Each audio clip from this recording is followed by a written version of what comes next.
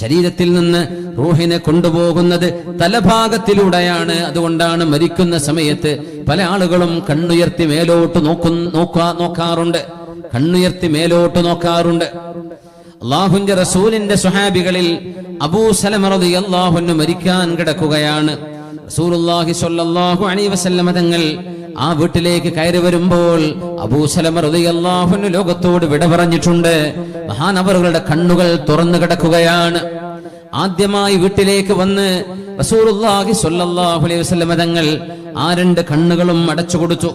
എന്നിട്ട് പറഞ്ഞു, ഇന്നർ റൂഹ ഇദാ ഖുബില തബിഅഹുൽ ബസറു. റൂഹിനെ അല്ലാഹുവിന്റെ മലക്കുകൾ പിടിച്ചു കൊണ്ടുപോകുമ്പോൾ റൂഹ് ആകാശ ലോകത്തേക്ക് കയറിപ്പോകുന്നത് കണ്ണുകൾ നോക്കി നിൽക്കുമെന്ന് പരിശുദ്ധ റസൂൽ സ്വല്ലല്ലാഹു അലൈഹി വസല്ലം. അതുകൊണ്ടാണ് മരിക്കുന്ന ആളുകൾ കണ്ണുമേലോട്ട് ഉയർത്തുന്നത്.